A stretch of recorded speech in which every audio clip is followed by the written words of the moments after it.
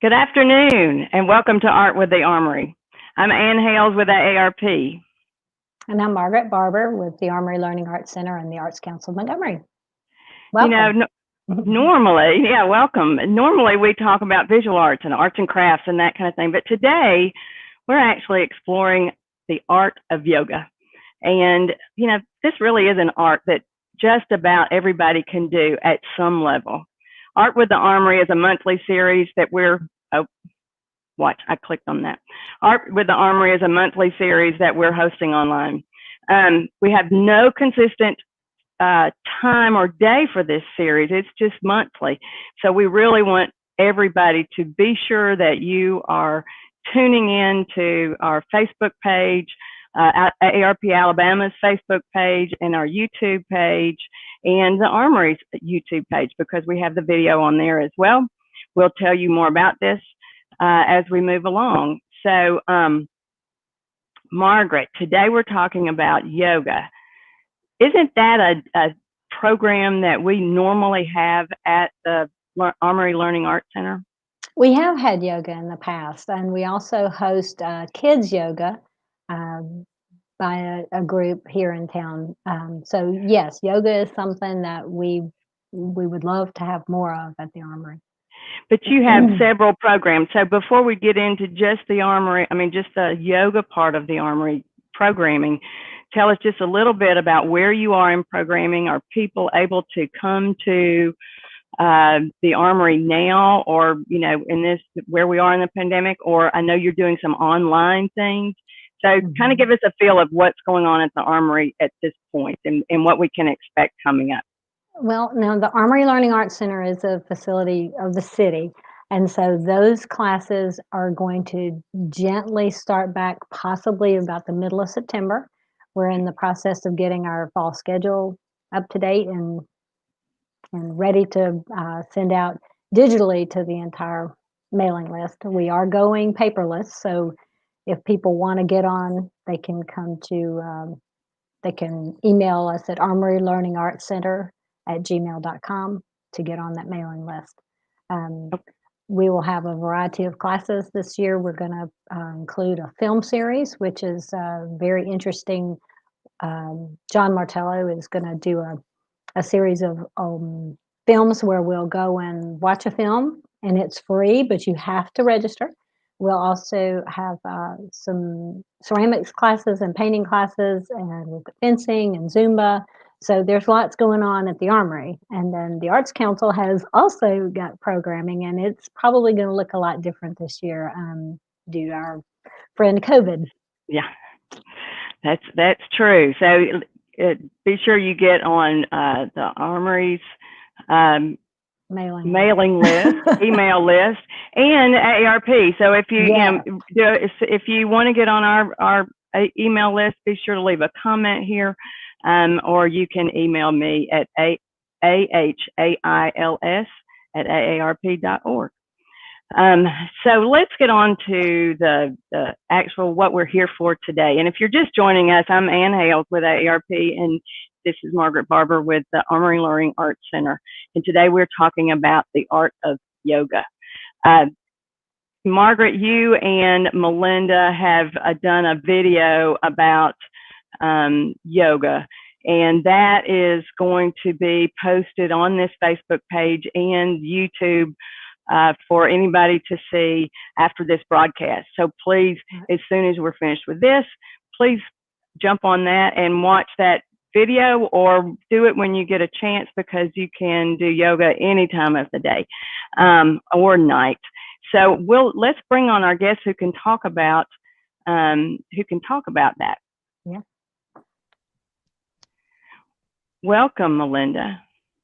Hey, Ann. Hey, Margaret. You guys, thank you for having me today. I'm delighted to be here to talk about yoga and its benefits and the video and whatever you guys want to talk about today. And I apologize if we're having a little bit of technical difficulty on my end. You're good. Yeah, you are good. Everything's coming in. Technical difficulty seems to be the theme of the week. At least it has been for me, right? Right. So go ahead. It goes along with everything else in 2020, right? It doesn't it? Yeah. Yes, it does. Well, Melinda, tell us a little bit about you. You are a certified yoga instructor, and I want to ask you a little bit about what that means. And you have a local studio. I do. Tell us about what you do and your certification and why that's important, especially for people who are looking for yoga to do maybe while they're at home or to do online. And in person though too. But when you're looking for a yoga practice, how do you know what to look for? And tell us. So I did several questions in there. So go back and tell us a little bit about you, and then how do we know what to look for when we're talking about yoga? Sure, absolutely. I'm Melinda Crosby. I have a studio, a very small studio in Montgomery called Recreation Movement. What I do is I think of it as gentle yoga. That's what I call it.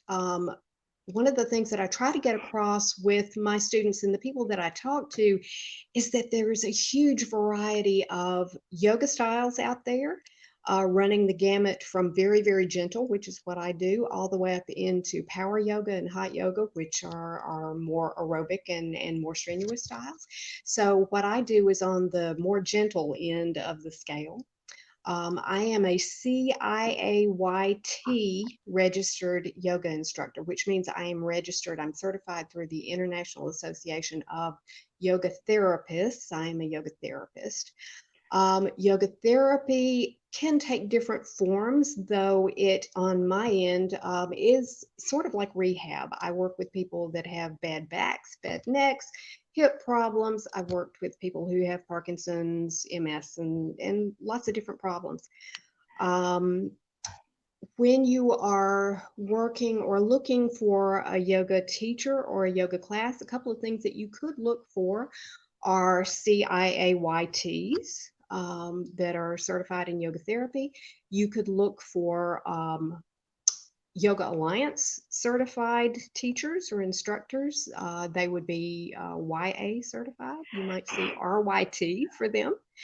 And what does that mean? Well, those designations mean that we teachers have undergone a lot of hours, hundreds of hours of training to get that certification. And we've done internships, and we've done certain numbers of hours of teaching and working with people one-on-one and in group settings to get those designations, to earn those designations. So it's not something that you just send off $20 and get a certificate in the mail. We spend a lot of years and a lot of hours earning those certifications so that we know what we're doing and we know how to help people safely. Great. And we already have some questions coming in about yoga. Candy Williams, who I'm going to put this on the screen so you can see it. Candy Williams said she liked the idea of gentle yoga. Is it ever too late to start a yoga class? Thank you for the question, Candy, and that is an awesome question. No, it is never too late to start a yoga class. Most of the people I work with personally are over 50. There is a yoga style for just about everybody, from little kids, I mean little bitty kids, up into about as old as you could think of to start a yoga program. There's something for everybody, from the very most gentle, where they concentrate on very gentle movements to like just lifting arms and legs, like in a hospital setting, or to the most strenuous. So no, I don't think that there's a bad age to start a yoga program. I didn't go to yoga teacher school until I was 40, and that was kind of challenging to me, but I have absolutely loved it, and go out there and try a class. Great. We have another question from Andia Bozarth, who asked, can people with MS do yoga? Absolutely, people with MS can do yoga. There are certain things that you probably already know about, like you probably wouldn't want to do, I would think, probably not a hot yoga class, since people with MS tend to not do well in hot situations, in high temperature situations. So you would certainly want to take that into consideration. But yeah, can you do MS and can you do yoga with MS? Absolutely, you can.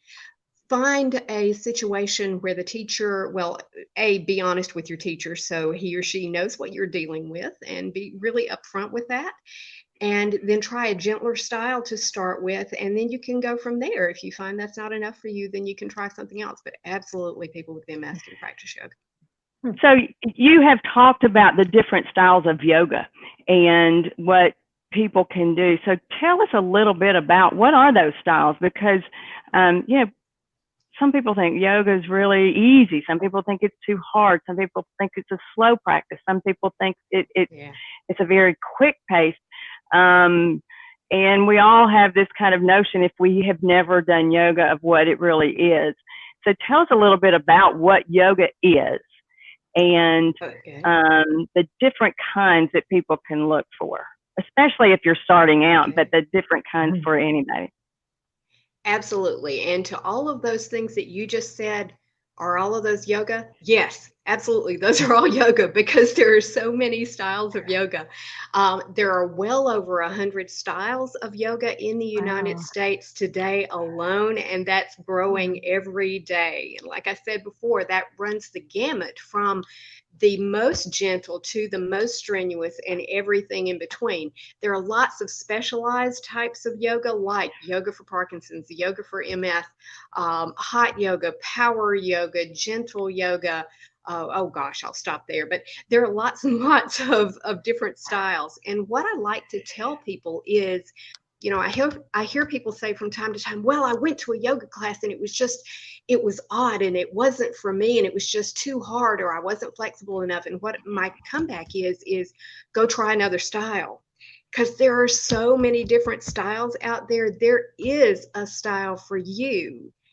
It's just maybe that the first class you try is exactly right for you. It's perfect. And maybe it isn't. So you have to keep looking. You have to be proactive. You have to do your own research. I really suggest that people try to talk to the teacher of the class before they take the class and see what it's like. If you look at a gym schedule, a lot of time it's just going to say 4 o'clock to 4:30 yoga. And you don't know anything about that class, right? So how about call the facility or go online or see if you can talk to that teacher and see what their style is. Is that a style that is for that's geared toward runners, maybe? Or is it geared toward people who are not very mobile and they need to be in chairs? Is it geared toward people who are 20? Is it geared toward people who are 65? Find out some information about the style, and that'll help you make an informed decision, an educated decision about whether that class might be a good starting place for you. If you are a brand new beginner, look for a class that is a beginner class, or ask the teacher if he or she can make modifications and give you time as a beginner to ask questions and to do the adjustments that you would need to do as a beginner, rather than you just jumping into an advanced class. Find a class that's suitable for you. There are some out there, a lot. One of the questions that I just put up says, what supplies, this is from Danae Morgan, what supplies does one need to practice yoga? Again, a great question, and thank you, Danae. You can use a variety of supplies. The very bare minimum would be a yoga mat, and I stress yoga mat. You want something that is sticky and grippy to your feet, and yoga mats are.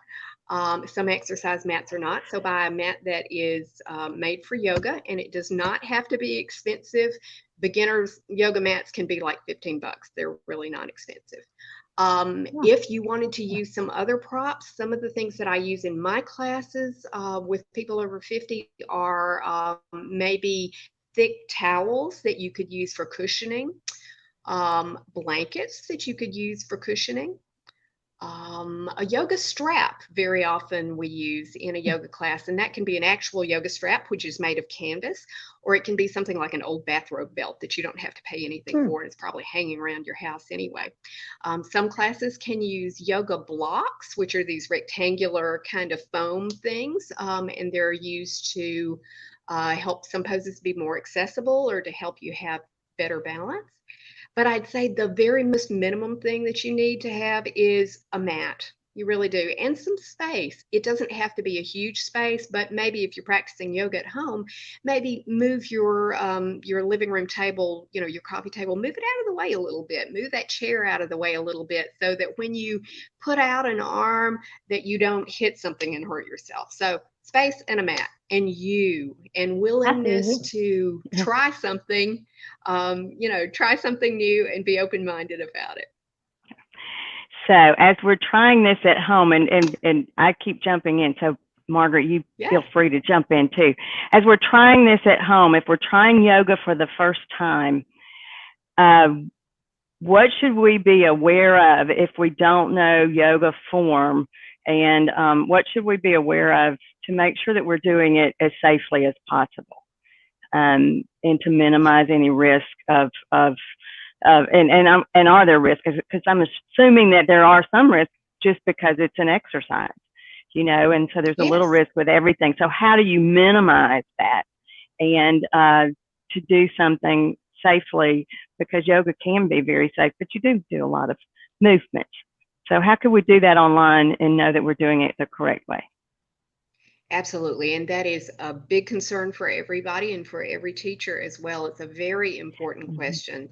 I would say, well, first off, it's always a good idea to ask your doctor if it's safe for you to practice yoga or to start a new exercise program. That's always the first question you need to do. If your doctor has told you not to do something, don't do it. Okay, listen to your medical professional. And then when you're practicing yoga, listen to your body, pay attention. Don't just do what somebody on the screen or leading the class has told you to do. If something hurts you, don't do it. I mean, it's really common sense. It doesn't have to be rocket science. If something hurts you, don't do it.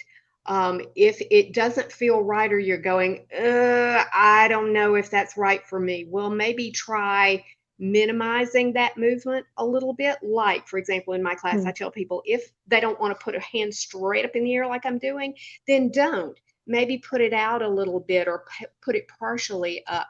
You can still modify things to do them without going all the way into it. Like, again, a lot of beginners can't bend all the way over. Well, so what? You can probably bend over a little bit and maybe put your hands on the top of a chair to help support you. So I'd say really listen to what your body's telling you. If something hurts or if it's giving you warning signals or if you're getting dizzy or not feeling good, then maybe you should leave that out and just wait for the next move. Don't give up entirely. Just wait for the next move and come back in and join it. Use your common sense. You have good common sense, so listen to it. I will say, Melinda, on the video that you did, and everyone's going to be able to actually practice your yoga moves. I thought it was very comforting to me to know that you did stress, being comfortable, making sure that the moves that you do don't hurt, and if it hurts, stop. I think y'all are going to love this video. It's a great workout and not a strenuous like sweat your head off yoga, but it's a good, calm, sweet, gentle, nice workout. So it ought to be. I think everybody's going to enjoy it. It's a great way to start out the day and to end the day, or even just to get a little bit of energy in the middle of the day. Yeah, it's a great yoga. I think a great video. I think you'll like that. I do want to address something. I've had some questions before from friends who are a little hesitant because they've thought that it may be more of a religious practice than it is an exercise practice. Could you kind of elaborate a little on that for people to assure them that this is well, you tell us about. Sure, absolutely. And that's a concern that I hear a lot from new students. And I really like to address that. Yoga is not a religion. Like I said, there are many, many styles of yoga in the United States alone. Yoga, thousands of years ago, originated in the area that is now India. Does that mean that it is practiced as a form of Hinduism or as a form of religion today? No.